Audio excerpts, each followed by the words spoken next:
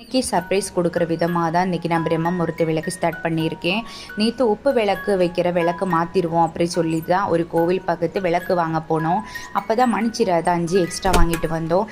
அந்த விளக்கு பார்த்தோன்னே எனக்கு தோணிடுச்சு, நம்ம பிரம்மமுகூர்த்த விளக்கு ஸ்டார்ட் பண்ணிடலாமா அப்படின்னு. ஏன்னா 2 ஹவுஸ் தான் இது. இருந்தாலும் இந்த வீட்டுக்கு வந்ததுக்கப்புறம் நான் பிரம்மமுகூர்த்த விளக்கு போட்டதே கிடையாது.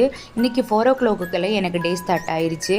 படி பூஜையெல்லாம் பண்ணிவிட்டு சாமி ஷெல்ஃபுக்கு கீழே கோலம் எல்லாம் கொட்டு அந்த கோலத்துக்கு மேலே தான் பிரம்மமுகூர்த்த விளக்கு வச்சுருந்தோம். அப்புறம் கிச்சனில் மஞ்சள் எல்லாம் தடவி பத்தி சூடமெல்லாம் காமிச்சு அன்னபூர்ணி தாயாரை கும்பிட்டுட்டு எல்லா வேலையும் ஸ்டார்ட் பண்ணியாச்சு. தள்ளி எல்லா வேலையும் இன்றைக்கி சிறப்பாக முடிஞ்சிருச்சு.